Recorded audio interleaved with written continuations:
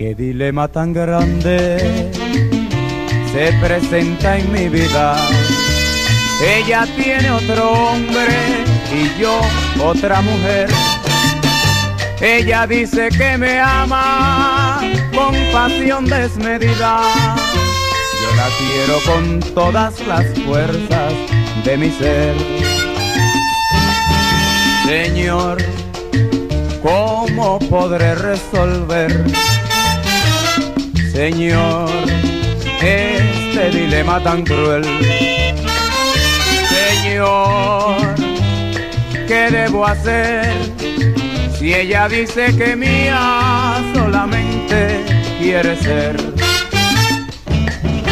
Señor, si nos queremos así, ¿por qué no ha de ser para mí? Señor, Señor, si nacimos para gozar, yo no creo que tan solo vinimos al mundo a sufrir y a llorar.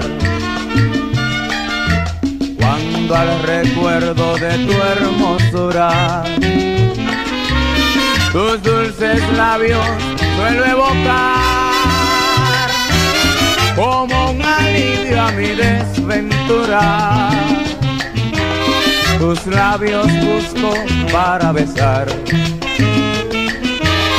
tus labios busco para besar.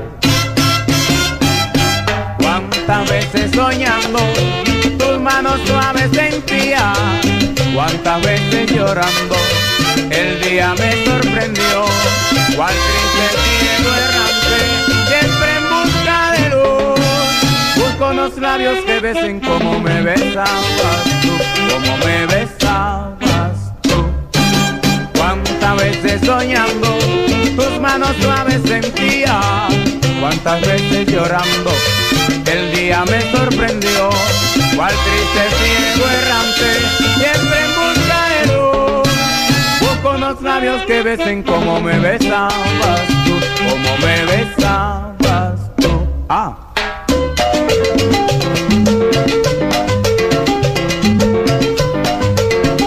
Eso es, Tony.